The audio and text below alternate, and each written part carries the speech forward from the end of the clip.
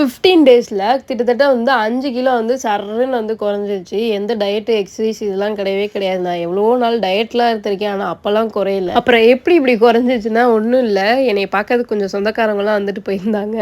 அவங்கலாம் யாருன்னா வந்துட்டு ஃபீவர், கோல்ட், காஃப், மெயினா வாமிட் என்ன சாப்பிட்டாலும் வாந்தி எடுக்கிறது. தென் வந்துட்டு ஹாஸ்பிட்டல் போறது, வீட்டுக்கு வர்றது, நெப்பு வைக்கிறது.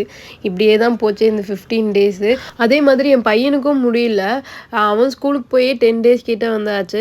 அது சரி இப்படியே விடக்கூடாது அப்படின்னு சொல்லிட்டு என்னால முடியல. இருந்தாலும் வந்துட்டு எப்படியோ வந்து அவன ஸ்கூலுக்கு கிளப்பி அனுப்பிச்சு, எல்லாத்தையும் சாப்பிட்டு வந்துரு தயேன், அம்மா கஷ்டப்பட்டு பண்ணி குடுத்துருக்கேன் அப்படின்னு ஒரு டயலாக்லாம் விட்டு அனுப்பிச்சு விட்டேன். அதே மாரி சாப்பிட்டு வந்துட்டாப்புல.